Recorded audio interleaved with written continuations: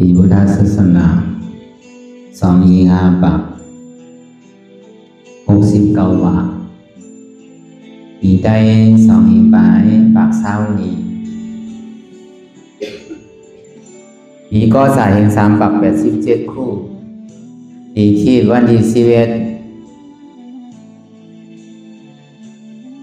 เดือน1ปี2026ในปังสร้างดือกำตราอนัตตาวิปัสสนาภาวนาหานิยธรรมอนัตตาออกกำทนหนึ่งตีเฮินบอกใจตานมีออกนางนวลป้องก็เลยลงเตาดังหอดังเฮินหวานนำจำเสียไพเหลียงอาทรตำบลป่งผา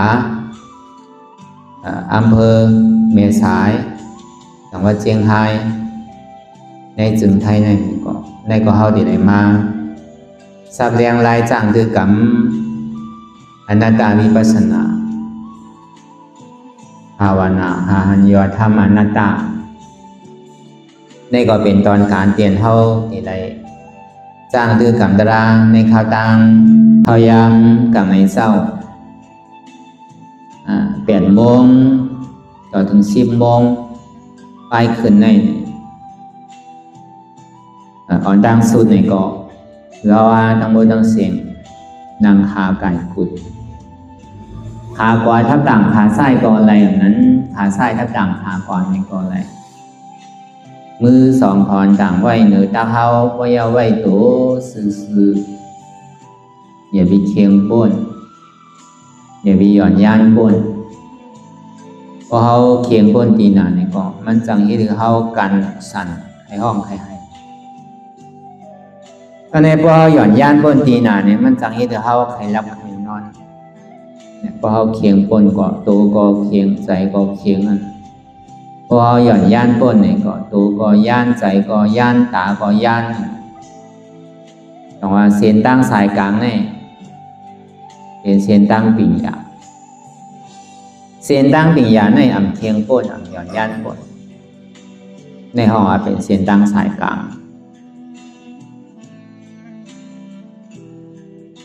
ว่าย่อในก็เรารับหูเนื้อโดยยานปิ่งยาออกมือเข้าใจลีเอาอิดเรียกว่าหลวจ้างตื้อกำน้ำรับตาเนื้อเปิดได้ยานปิ่งยาบอกว่าอย่าที่เข้ามึนตาอย่าที่มองขิงมองข้าวมองยังอยากตัวที่มันน้อวิญญาณคือเขาอยากตัวใจพอเบอร์พอเขาปีกหูปีกตาปีกหลังปีกซบปีกตัวเอาในหนูเปิดใจอันเดียวปีกหูอันวันนั้นห้ามเอาลองเสียงกูเจอกูลองเสียงรถเสียงก้าเสียงวนเสียงหม้อเสียงกว่ามาเสียงวนเสียงหม้อฉะนั้นนะบอกว่าเขาปีกหูเนี่ยอย่าไปเอาลองตั้งเสียงนั่นนะมาเข้าใจอันดูเอาเข้าใจนี่เป็นเสียงตาลานั่นนะเนาะเสียงอันมันตาลานั่นนี่ก็เขาเอาพาวางแปดเขาหลุดเลยพึกก็บริษัทนี่พอเขาพึกเสียงอะไรเนี่ยพอเขาเปลี่ยนมาอยู่ดีมากนี่สิกำเสียงโดดว่ากำเสียงก้าวกำเสียงเพียงเสียงความใช่ไหมเขาดีกว่าหาตั้งพิษพอเขาพึกไว้ก็เบอร์นั้นเนี่ยเขาพึกไว้ว่าอ๋อเสียงนี่ก็เป็นเสียงไม่รู้มีเสียงเบิร์นมีเสียงเฮามีเสียงเก่ามีเสียงเขาเสียงในก่อนว่าอะไรเป็นอนัตตาในก็เขาพึกไว้นะจังหวัดอะไรมันเป็นตาลานี่มันมีพอดีว่ามันโอนมันโมไหนมันป้อมสงบมันป้อมกัดเย็นเสียงเปี้ยโอนเปี้ยโมน่ะเนี่ยอันมันโมนั่นน่ะอันมันย่าเขานั่นน่ะเดี๋ยวมันเฮ็ดให้เขาหวังเวอร์นั่นน่ะเขาหลบเปี้ยมันไหลเขาหลวมหมอปล่อยว่างมันไหนลองตั้งเสียงนั่น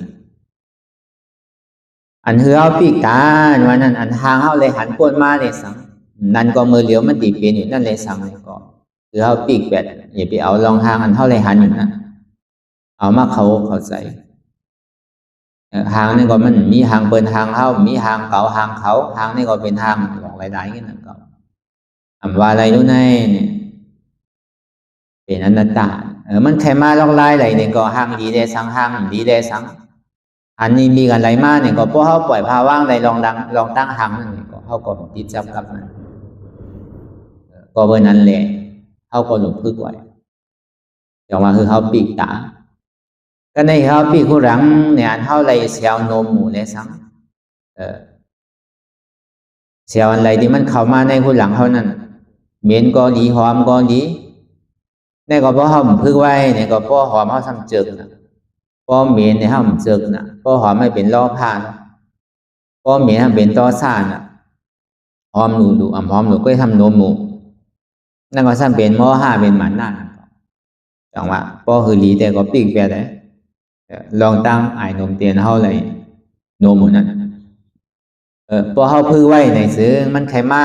ลอกไหลไล่อะไรก็มันจังมันนี่จังไม่อยากมาเกามาจวนเขา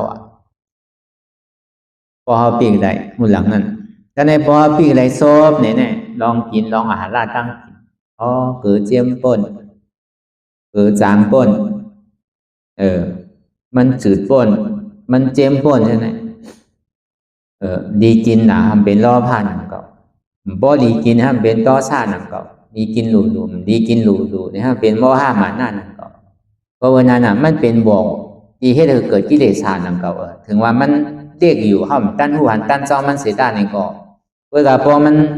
แข้งขึ้นน้ำขึ้นมาดีๆก็ล้วนหนังเก่ากิเลสในเก่ามันมากูผายกูไปรู้ไล่เขามันเน้นนำนั่นน่ะเขาตั้งหูเขาตั้งตาเขาตั้งหูหลังเขาตั้งซบลงโดยเฉพาะทำเขาตั้งตัวน่ะลองตั้งตัวเขาในก่อนหนังนั้นหนังเก่าลองนุ่งลองไว้ลองห่มใช่ในก็เหมือนนั่นน่ะห่มปนตาดีห่มภาพตาบันอันจ้านหวยเขาไว้เนี่ยมันกัดป้นห้ามันไม่ป้นห้ามันแข็งป้นห้ามันโอนป้นห้าใช่ไหมพอเราเอาลองตั้งตีอยู่ตั้นเศร้าเข้ามาหนีจากในก็มันจังอยากเกาตัวเกาใจเขาขึ้นก็จังว่าเขาปิกตัวเนี่ยเขากลมเหมือนเขามานั่งเนี่ยมันกัดกลมวะมันไม่กลมวะเป็นหือก็ย่อเขาหางแฮนมาเตียงโทนยาวคือเดี๋ยวอันเขาห่มเสื้อผ้าคุณนุ่งโคไว้อันมันหนาเนี่ยก็เปิดมันกัดในเขาจังดีห่มก็เปิดมันไม่ในเขาจังดีห่มวะก็เปิดมันกัดได้จังดีห่มนะมันนั่นแกมันปูนตาตีที่หับตับอันจ้าอันบวยใจว่าแต่มันอยู่มาเศร้ามาหนุ่งมาไว้เลยดูเลยเข่เข่กันใจเนี่ยลองตั้งอันนุ่งไว้เขาลองตั้งอันอยู่อันเศร้านอนเขานั่นนี่ก็เพราะเขาหมอปล่อยว่างนี่ก็เขาก็ติดจับกับลองโตก็เบอร์นั้นแหละกูเจอกู300,000เปิดเนี่ยมันมีติดใจนั่นพอตัวใจเอานี่ก็มันได้ยากก็เบอร์สั่งเนี่ยเขาปีกหูปีกตาปีกหูหลังปีกโซ่ปีกโตย่าก็เปิดตัวใจอันหนึ่งอันเดียวแทบตัดสินใจอันหนึ่งอันเดียวอย่าไปมันกว่าหลายผ่ายหลายป้ายหลายตีหลายตั้งการเขาก็ติ่มป้นนำก็เบอร์นั้นเพราะมันเฮ็ดกว่าหลายตีหลายตั้งเนี่ยกำเสียงก็มากำหางก็มากำแซวโอนมก็มากำมายาสาก็มาลองตั้งตุ้มเตอร์ก็มาเนี่ยที่เอาอันใดเต้ๆก็มันจังเอาก็เบอร์นั้นนะ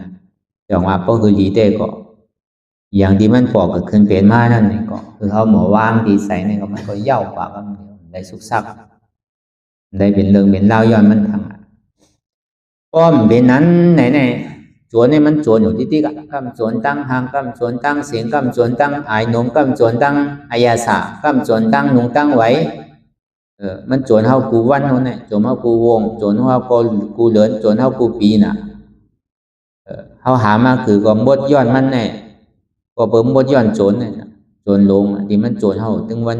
จวนเสียงจวนทางจวนไอ้นมจวนอายาสาจวนลองตั้งตุ้มเตอร์โดยเฉพาะโจรใจทั้งโจรใจโจรใจโจรใจคือโจรใจคือโจรนั่นน่ะมันแค่ให้ตื้นเหลือเก่าทางก็แปลว่าหลอกลายอันในก็ห่อมจังว่นสังในก็เอาลองตั้งอันในว่นกันแค่เหลือเขาดีอยู่เล่มเหตุการณ์สังมันนั่นมันมาลองไหลแล้วผ่ายไรมาลองสังก็เขาเอาเป็นตะลาอะไรหมดอันไรมันเป็นตะลาเนี่ยมัน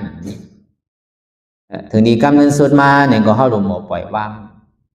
ความไทยเป็นห้องครับวางแบบปล่อยวางแบบของว่าคือละอันเท่าเป็นอยู่เมื่อเดี๋ยวเนี่ยเข้าปล่อยวางนั่นน่ะเข้าเบียกไว้ของที่มันนักในเข้าเบียกไว้เข้ายอมวางนั่นน่ะพระเป็นเจ้าเตียกเนืองอริยะเขาเจ้าเตียกเนืองเจ้ายาห้านตาเขาเตียกเนืองสื่อเนี่ยอันเท่าตุกข้าในตุกข้าย้อนเบอร์สังตุกข้าก็เพื่อเข้าเบียกไว้เบียกพอเบียกเพิ่นเบียกรถเบียกก้าเบียกผูเบียกเมฆเบียกลูกเบียกล่างนั่นน่ะเบียกลองอยู่ลองเศร้าเบียกลองนุ่งลองไว้เบียกลองขี่ลองหางลองเคืองเขานั่นน่ะอันนั้นปองเขาเบียกไว้อันเขาตุกข้าเขาก็เบอร์ที่นั่นแค่น่ะเขาเบียกไว้น่ะเหมือนเมืองไทยแค่จังหวะมันน่ะ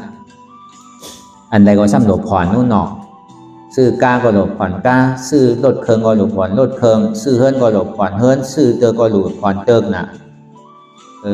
ซื้อพงโทรศัพท์ก็ทำหลบผ่อนพงโทรศัพท์น่ะอันใดก็มันเป็นอันผ่อนที่ตีลงก็เบอร์นั้นน่ะเขาก็นักไว้อยู่ที่นั่นน่ะพอเบอร์เขาเบียกไว้เนี่ยมันนัก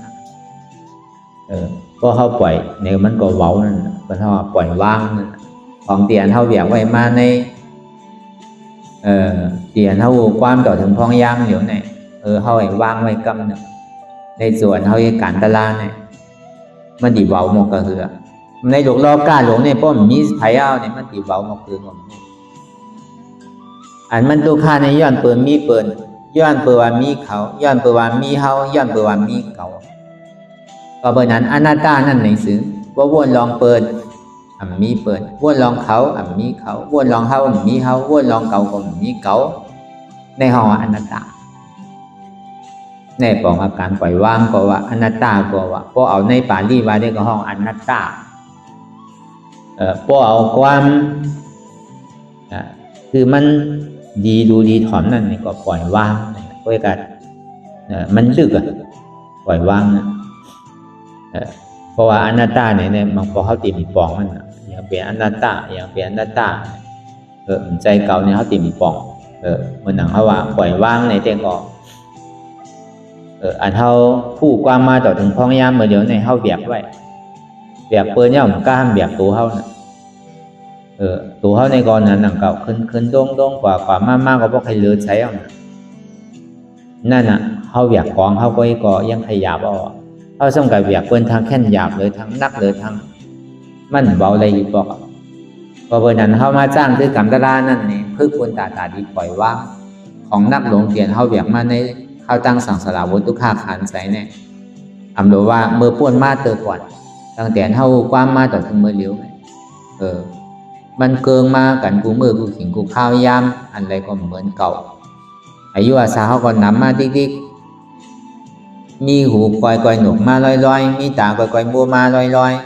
มีเขียวก้อยวางมาลอยมีเนื้อหนังก้อยเหี่ยวมาลอยลูกหยาบนางหยาบไปหยาบลูกก็ข้างนางก็ข้างมาเหมือนเก่าอย่างว่ามันเหมือนเก่ามันเกิงของติ๊กพอเมียวเดินลองติ๊กต่อถึงพอเดินรับพอมันรับก็มันเย้านั่นในรอการเนี่ย